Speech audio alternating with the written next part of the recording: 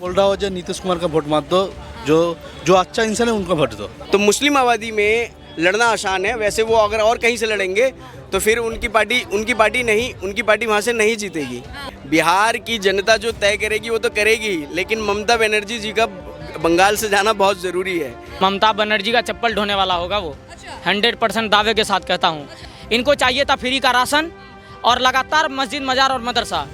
कि अगर मुसलमान आतंकवादी इस देश में नहीं बैठा हुआ है तो आप मुझे ये बताइए, अतीक अहमद, मुख्तार अंसारी के जनाजे में पहुंचने वाला वो लाखों मुसलमान कौन है? जाकिर नाइक जो इनका नाजायज अब्बा पाकिस्तान के अंदर बैठा हुआ है, पाकिस्तान का झंडा जो भारत के अंदर चूमने का काम करता है, वो कौन है मुझे बताइए आप। ये बिहार के अंतर्गत वही लोग थे जो कहते थे जब तक रहेगा समोसे में आलू तब तक रहेगा बिहार में आलू, और जो राम की बात करेगा वही बिहार पर राज करेगा। बिहार में इलेक्शन है, क्या लग रहा है? क्योंकि बीजेपी और एनडीए। जनता का मैं बोल रहा हूँ जो नीतीश कुमार का वोट मत दो, जो जो अच्छा इंसान है उनको वोट दो। नीतीश कुमार को नहीं देना। नीतीश कुमार का कोई गारंटी नहीं है। आज भाजपा के पास चला जाएगा, किसी के पास चला जाएगा, उसका ऊपर भरोसा नहीं है। भाजपा, आप कह रहे भाजपा की तरफ चला जाएगा, वैसे तो एनडीए ही मिलके भी सरकार है, भाजपा और जो नीतीश कुमार की वही मिलकर सरकार है अभी। आज नीतीश कुमार का कोई भरोसा नहीं है, कोई भरोसा नहीं है। वो जो वहाँ पे जो भी अच्छे इंसान वहाँ पे भरोसा कर लो। पलटू चाचा पे भरोसा नहीं करना चाहिए। किसके? क्योंकि नीतीश कुमार को पलटू चाचा कहा जाता है। हाँ, पलटू चाचा कहता है ना, भरोसा नहीं करना, भरोसा नहीं करता है। विकास नहीं किया है कुछ, विकास कुछ भी नहीं है उसका। कह रहे हैं कि विकास हुआ है, जो कहा जाए आरजेडी है, आरजेडी ने जिस तरीके का जो माहौल बनाया। एमआईएम में भी गया है ना वहाँ पे, वो अच्छा काम करता है, जो असदुद्दीन ओवैसी है ना। वैसे महागठबंधन में अभी असदुद्दीन ओवैसी साहब की बात कर रहे हैं ना। बिहार में किस किस जिले में लड़ रहे हैं वो तो किशनगंज जिला। वो कहाँ लड़ रहे हैं मैं बता रहा हूँ आपको। देखिए, असदुद्दीन ओवैसी साहब की जो पार्टी लड़ती है ना, वो लड़ती है सीमांचल क्षेत्र में। सीमांचल ऐसा क्षेत्र है जहाँ पर मुस्लिम आबादी ज़्यादा है, ठीक है। तो मुस्लिम आबादी में लड़ना आसान है, वैसे वो अगर और कहीं से लड़ेंगे तो फिर उनकी पार्टी वहाँ से नहीं जीतेगी। बाकी आप इनसे सवाल कीजिए, फिर जवाब मैं दूंगा आपको। अच्छा, आप क्या चाह रहे हैं कि बिहार में कौन है वो विकास कर सकता है, कौन है जो युवाओं का पलायन हो रहा है लगातार उसको रोक सकता है? क्योंकि बात तो सभी कर रहे हैं विकास की, पलायन रोकने की। बिहार का जो जनता है ना, जो राहुल जी है ना, वहाँ पे राहुल जी है, जो बढ़िया काम करते हैं उसको वोट देना चाहिए। बढ़िया कौन काम कर सकते हैं? बढ़िया तो ये क्या नाम है उसका, जो नाम है भुला गया। कन्हैया कुमार, राहुल गांधी, तेजस्वी यादव का बढ़िया काम करते हैं उसको वोट देना चाहिए। कन्हैया कुमार क्यों? क्योंकि कन्हैया कुमार है वो कन्हैया कुमार तो कांग्रेस का है ना, कांग्रेस के युवा नेता है। युवा नेता है, उनको बढ़िया है, बढ़िया है वो भी बढ़िया है। कन्हैया कुमार पढ़े लिखे युवा नेता, बढ़िया लिखा जो नेता है राहुल ना। गांधी भी पढ़े लिखे हैं। हाँ, राहुल गांधी तो पढ़े लिखा है। वो बिहार को बदल सकते हैं। हाँ, बिहार का सरकार चेंज करना पड़ेगा बिहार में। लेकिन ये जेएनयू में जिस तरीके के नारे लगाते हैं, भारत तेरे टुकड़े होंगे इंशाल्लाह, भारत नहीं टुकड़ा होता है ना। मैडम, ऐसा है, अगले चुनाव में ना ममता बनर्जी जी को बदलना जरूरी है, ठीक है। बिहार की जनता जो तय करेगी वो तो करेगी, लेकिन ममता बनर्जी जी का बंगाल से जाना बहुत ज़रूरी है। जो वहाँ पर अभी आपने हाल फिलहाल में जो घटनाएं वहाँ पर देखी, जिस प्रकार से दंगे हुए, वो पूरे देश ने देखा और कैसे हुआ, ठीक है। किनका हाथ है उसमें, वो भी एसआईटी की रिपोर्ट आ गई है ना। कलकत्ता हाई कोर्ट का जो आया रिपोर्ट एसआईटी की, उसमें साफ क्लियर लिखा हुआ था कि किन लोगों के इशारे पर, और पुलिस ने वहाँ पर लोगों की मदद नहीं की। इवन पानी तक, जिन एरियो में आग लग रही थी वहाँ पानी कनेक्शन भी काट दिया गया था।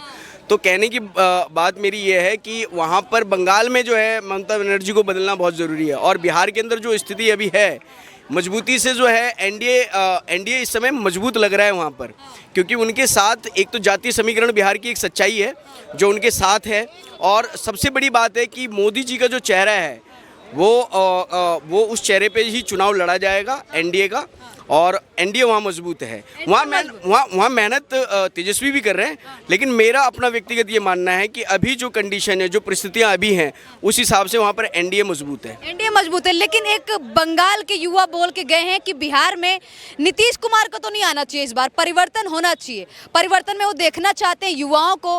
राहुल गांधी की बात करके गए हैं, कन्हैया कुमार की बात करके गए हैं, तेजस्वी प्रसाद यादव की बात करके गए। ममता बनर्जी का चप्पल ढोने वाला होगा वो, 100% दावे के साथ कहता हूँ। उसको बिहार का बी अगर पता होता तो वो मेरे से डिबेट कर लेता, वो निकल गया तुरंत। ये जो राहुल गांधी में भविष्य दिख रहा है ना इन लोगों को, राहुल गांधी आगे से काम करता है भारत जोड़ो यात्रा, पीछे से जनता कहती है कांग्रेस भगाओ यात्रा। तो ये जितने लोग कन्हैया कुमार के बाहर दिल्ली के अंदर जिसको थप्पड़ और चप्पल पड़े, बिहार के अंतर्गत वो बेवकूफ़ बनाने गया है और ये कहता है बिहार के अंतर्गत इसके उसका इतने जाहिल। देखिए सरदार इनका जो पत्थरबाज है, ये इसीलिए नीचे जो है इनके समर्थक भी वैसे ही हैं। दिक्कत इनको इसी बात से है, इनको मोदी जी से बहुत ज़्यादा तकलीफ़ है। Modi ji school college university medical college बना रहे हैं, एयरपोर्ट बनवा रहे हैं, इसको ये सब चीज़ें चाहिए नहीं थी। इनको चाहिए था फ्री का राशन और लगातार मस्जिद मजार और मदरसा, इनको यही चाहिए था, क्योंकि उसके अंदर बम बनाने की ट्रेनिंग मिलेगी। फिर ये कहीं ना कहीं फटेगा और फटेगा तो फिर बोलेगा कि हमारा तो यही है, हम तो गजवा हिंद की बात करेंगे। जैसे ही मुस्लिम की बात आ जाती है, अब बम बनाने की बात कर देते हैं। युवा नेता वो यही बोल के गया है, विकास की बात करने के लिए बोल के गया है, युवा नेता को चुनने की बात कर रहे हैं, कन्हैया कुमार को चुनने की बात कर रहे हैं, जो बिहार को बदल सकते हैं, जो पढ़े लिखे युवा है। मुसलमान की बात जब भी होती है, मैं इसीलिए बोल देता हूँ कि अगर मुसलमान आतंकवादी इस देश में नहीं बैठा हुआ है तो आप मुझे ये बताइए, अतीक अहमद मुख्तार अंसारी के जनाजे में पहुँचने वाला वो लाखों मुसलमान कौन है? अफजल गुरु के जनाजे में पहुँचने वाला कौन है? यासीन मलिक के लिए डोनेशन देने वाला कौन है? बताइए ज़रा मुझे, कौन है ये सारे लोग? ये जो बुरहान अमानी को मानने वाले लोग हैं, जाकिर नाइक जो इनका नाजायज़ अब्बा पाकिस्तान के अंदर बैठा हुआ है, पाकिस्तान का झंडा जो भारत के अंदर चूमने का काम करता है, वो कौन है मुझे बताइए आप। ये सारे के सारे, देखिए आप किसी से भी पूछ लीजिए, कुरान पहले संविधान पहले, सारे बता देंगे कुरान पहले। तो ये इनको संविधान से कोई लेना देना नहीं होता है, इनके दिमाग में गजवाए हिंद का सपना चलता है। ये हरा झंडा देख रहा है पूरे विश्व के अंदर, लेकिन इन सारे जिहादियों को मैं बता देना चाहता हूँ कि योगी जी जब तक यूपी में बैठे हैं और मोदी जी दिल्ली में बैठे हुए हैं, ये हरा झंडा कैसे भगवा होगा तुम खाली देखते रहो, ठीक बिहार है। में युवा किसको देख रहे हैं मुख्यमंत्री के रूप में? कुछ लोग, ज्यादातर लोग यही कह रहे हैं कि जो युवा नेता वही होना चाहिए। तेजस्वी प्रसाद यादव को मुख्यमंत्री के रूप में देख रहे हैं। एक लोकल सर्वे है उसमें भी यही आया है कि तेजस्वी प्रसाद यादव को युवा ज्यादा देख रहे हैं। मैडम बिहार में शहाबुद्दीन जैसा कठमुल्ला नहीं चाहिए, बिहार में एक भी कठमुल्ला विधायक नहीं चाहिए। बिहार के अंदर प्योर हिंदू वाले सरकार चाहिए और प्योर हिंदू विधायक चाहिए, चाहे वो किसी जाति के हो। जाति डजेंट मैटर, कास्टिज्म पॉलिटिक्स की बात नहीं है, जाति सिर्फ क्रेडिट तक रहेगी। अगर मोदी जी जनगणना भी करवाएंगे तो हिंदुत्व की राजनीति होगी और जो राम की बात करेगा वही बिहार पर राज करेगा। आपको पता होगा सम्राट चौधरी जैसे लोग, विजय सिन्हा जैसे लोग और गिरिराज बात करने से विकास हो जाता है। राहुल गांधी युवाओं की बात कर रहे हैं, दलितों की बात कर रहे हैं, पिछड़ों की बात कर रहे हैं। विकास तो इससे होता है, राम की बात करने से विकास। ये बात तो आप बोलिए ही मत, क्योंकि आप वही लोग हैं जो महीनों तक राम मंदिर के नाम पर न्यूज चला करके टीआरपी कमाए हैं और आप कहते हैं विकास नहीं होगा। तो आपका पैसा क्यों आ रहा था? क्या कर रहे थे अयोध्या के अंतर्गत? अयोध्या के अंदर आप क्या कर रहे थे? जो मुल्ला कहता है कि राम मंदिर भगवान के नाम पर विकास नहीं होता है, सारे मथुरा वृंदावन बरसाने में ऑटो चला रहा है और सब राधे राधे बोल रहा है ये टोपी पहन करके। तो ये कहता है कि विकास नहीं होता है। देखिए ये जो कहते हैं ना कि सबका मालिक सिर्फ अल्लाह है, अल्लाह कुछ नहीं है इनके सामने। ये राम के नाम पर भारत के अंदर खाना खा रहा है, क्योंकि मोदी जी क्या बोलते हैं, हर हर महादेव, और मोदी जी इनको राशन बंटवा रहे हैं। मैं तो कहता हूँ मोदी जी से राशन छोड़ करके अब निरोध बंटवाइए, आबादी बहुत ज़्यादा हो रही है, ठीक है। ये बिहार में युवा किसको देख रहे हैं मुख्यमंत्री के रूप में? क्योंकि बार बार यही सवाल उठ रहा है कि युवा अगर देख रहे थे तेजस्वी प्रसाद यादव को, तो उनकी फैमिली में खुद ही इतनी हलचल मची हुई, जिस तरीके से इनके तेज प्रताप यादव के अफेयर्स आ रहे हैं सामने, तो लगता है कि इसका प्रभाव पार्टी और इलेक्शन में पड़ने वाला है।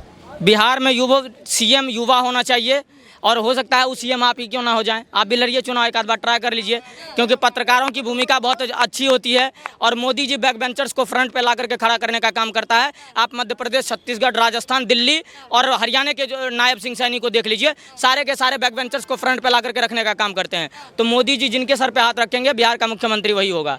और इस दावे के साथ मैं बताता हूँ, और तेज प्रताप यादव का जो है ना, इसको बोलिए हो गई नहीं कंगाल हम तो अनुष्का के चक्कर में, ये वही कहानी हो गया। कभी निशूर सिन्हा से तब इनका संबंध होता है, कभी ऐश्वर्या राय से संबंध होता है। अब ऐश्वर्या राय बोले तो तेज प्रताप यादव सपने में वो ऐश्वर्या राय नहीं देखने लगे, वो अभिषेक बच्चन की बंदी है, तुम्हारी ऐश्वर्या राय दरोगा यादव की पोती है, ठीक है, जिससे तुम्हारा अभी तलाक नहीं हुआ है। और अब तो तुम देखते रहो कि पिक्चर अभी बाकी है मेरे दोस्त। अभी तो बिहार की विधानसभा में बिहार की जनता आपको पिक्चर के रूप में आपको दिखाएगी और सारा चीज़ एक्सपोज करेगा। और ये जो कहता है ना फर्जी पासपोर्ट लेकर के प्लेन उड़ाने के लिए निकल गया था ऑपरेशन सिंदूर में, अब आपको पता चल गया होगा कि भौजी का सिंदूर पूरा लगा दिया और लेकर के चला आया। देखिए ऑपरेशन सिंदूर कैसे हुआ। ये जाहिल जितने लोग हैं ना, ये मुझे लगता है कहीं ना कहीं ये मदरसा और मजार में चला होगा ये इनका काम, और ये इसीलिए डिग्री इनको मिला है। अगर एक के पास तो डिग्री है ही नहीं, तरबूजा को तक बूझा, तो इंफ्रास्ट्रक्चर को बोलता है इंफ्रास्ट्रक्चर, तो उसकी माँ कहती है कि शौचालय में जाना है सचिवालय के जगह, इनके बाप कहता है लागल लागल झोलनिया में झक्का बलम कलकत्ता चली। है ना। ये बिहार के अंतर्गत वही लोग थे जो कहते थे जब तक रहेगा समोसे में आलू तब तक रहेगा बिहार में आलू।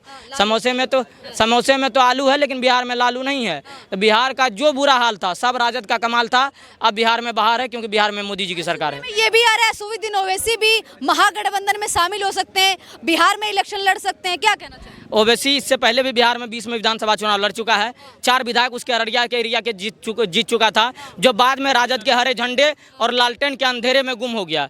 अब ये एलईडी वाला जो मोदी वाला युग चल रहा है, इसमें लालटेन वालटेन का तो कोई ज़रूरी है नहीं। लेकिन आज देखिए, ये कभी बिहार के युवाओं को अग्निवीर के नाम पर, कभी बिहार पुलिस के पेपर लीक के नाम पर, कभी नीट पेपर लीक के मामले में, ये सारे मामले में सिर्फ बिहार के युवाओं को बेवकूफ़ बनाता है। बिहार में चल रही है अच्छी सरकार। क्या कहना चाहेंगे आप, बिहार में किसको देख रहे हैं? वैसे हैं कहाँ से? अभी मैं बिहार से हूँ, मिथिला जोन मेरा घर हुआ और मैं बिहार में एनडीए सरकार को ही देख रहा हूँ। एनडीए सरकार को? हाँ। नए चेहरे को नहीं देख रहे, पढ़े लिखे युवा को नहीं देख रहे आप? कौन सा युवा की बात कर रहे हैं मैम? कहाँ? कन्हैया कुमार हो गए, तेजस्वी प्रसाद यादव। कन्हैया कुमार इनसे पहले अभी बेगूसराय में खड़ा हुआ था मैम, उनका तो आप हर चीज़ देख ही गए होंगे मेरे ख्याल से। और वो जो अब ये जेएनयू में जाके वो कोहराम मचाने वाला, देश विरोधी नारा लगाने वाला, आपको क्या लग रहा है बिहार की जनता उसको कुछ करने वाला है? कुछ नहीं उसका होने वाला, 0 पे आउट होने वाला है कन्हैया कुमार। दूसरा बात कीजिए किसका, आप तेज प्रताप का, तेजस्वी का, इसका क्या अस्तित्व है बिहार में इस टाइम? आप देख ही जाइएगा चुनाव में भी। इनके पार्टी में ही नहीं बल्कि इनके परिवार में भी काफी हलचल मची हुई है। परिवार में मैम क्या होता है ना कि जैसा शिक्षा वैसा दीक्षा, जो भी आप मानते होंगे, तो परिवार में जो उसका शिक्षा का स्तर है, खुद आप देख रहे हैं ऑलरेडी। इनसे पहले भी बोला गया था कि ये मोदी क्या चलाएगा परिवार, आज खुद अपना परिवार उसका बिखरा पड़ा है इधर से उधर, 11 फैमिली उसके घर में खुद है। आज क्या है, पूरा बिहार को अपने अंदर समेट चुका है, लूट के खाना पीना, इधर उधर रोना बजाना, यही उसका काम बचा हुआ। कुछ नहीं है आरजेडी का, मुझे लग रहा है 5-10 सीट आ जाए बहुत है, कुछ नहीं। परिवार में जो हलचल चल रही है, क्या इसका प्रभाव इलेक्शन पे देखने को मिलेगा? मैम ये तो मास्टर स्ट्रोक है उसका अभी लालू प्रसाद यादव का, कि ये जो कारनामा किया हुआ है, हमें नहीं लगता है कि कुछ होने वाला है इनसे, कुछ भी नहीं। हाँ, क्या कहना चाह रहे थे सर? देखिए, मैं ये कह रहा था, अभी जो भाई थोड़ी देर पहले जो बोल के गए हैं ना, उनकी बातों से मैं काफ़ी हद तक सहमत हूँ।